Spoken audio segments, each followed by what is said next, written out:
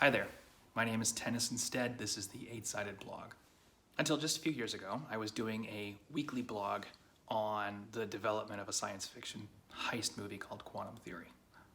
I stopped because I was hit in the head with a sword on the set of a web series, because the amount of energy it was taking me with my injuries to perform even the most basic tasks of keeping the project moving forward and of maintaining my career and of paying the rent made it hard to keep a constant social media presence. And because eventually that paradigm and that situation that I was living in led me to homelessness. The new and improved 8-Sided blog is the story of how a person like me builds a successful career in Hollywood, produces a film like Quantum Theory. We're starting this blog from ground zero. We're going to cover all the most fundamental aspects of my career because they've empowered me to keep working. I want to make sure that other people have those essential tools. And I also want the story of how quantum theory was created and what it means to me and what it means to my community to be available to the audience. We're a community, and I want you to know who's in that community. I want you to know what kind of people we are. So there's a lot of big questions that come from sort of laying all this on the table. And the first question is, what happened on that set? The things that happened on this set are a safety risk to anyone who works with the people responsible for that set. I want to make sure that if that conversation is going to happen, it's happening in an environment where I'm surrounded by the professionals who know how to make that information valuable to the community. If someone wants to write a press article about exactly what happened on that set, I am extremely happy to sit down with you. The basic gist of what happened, without mentioning any names, is that I showed up on the set of a fairly well-known web series in order to support one of the actors that I was working with. And I was asked to come as an extra. And as soon as I arrived, I was introduced to the stunt coordinator, and I was put in shots as a background stunt person in war scenes. As the day progressed and people got more and more tired, the director decided that it was a good idea to rely on me for some key visual beats. And I explained that this was not a good idea, that I wasn't a trained stunt person, and that it wasn't safe. I was convinced to give it a try, and I was struck in the head with a 50-pound steel sword by a 250-pound man, and I suffered what's called a subdural hematoma, which means my brain bled inside my skull, caused a lot of brain damage, as well as a severe concussion.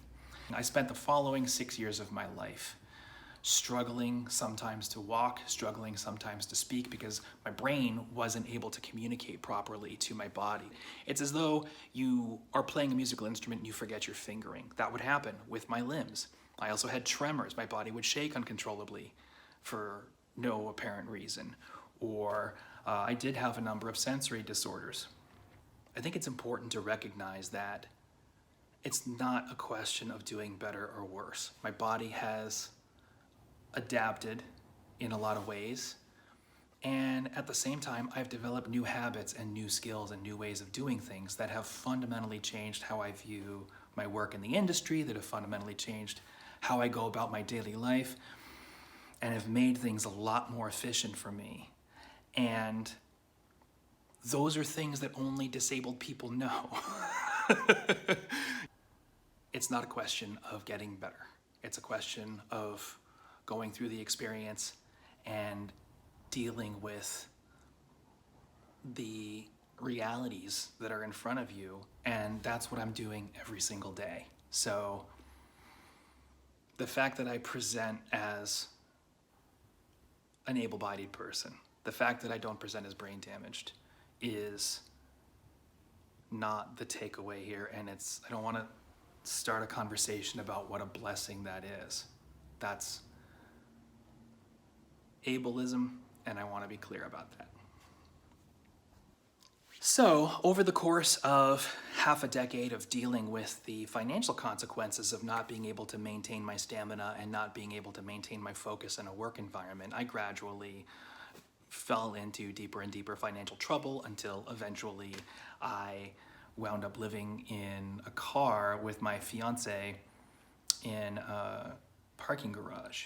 And we lived there for 2.5 years. And over the course of that time, I was doing more and more script reading work. I was helping people with film development, and gradually that evolved into script doctor work, which is paying most of my bills right now. And I have, as you can see, a very comfortable home. I'm right here in West Hollywood.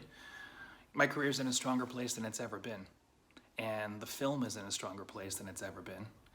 And that's because I've had to simplify so many aspects of how I relate to the industry. When you look back at the history of entertainment, when you look at the success of someone like Shakespeare, or when you look at the success of someone like Aristotle, you look at the success of anybody in the earlier part of the 20th century, the later part of the 20th century, there are basic fundamental principles and basic fundamental habits driving their success.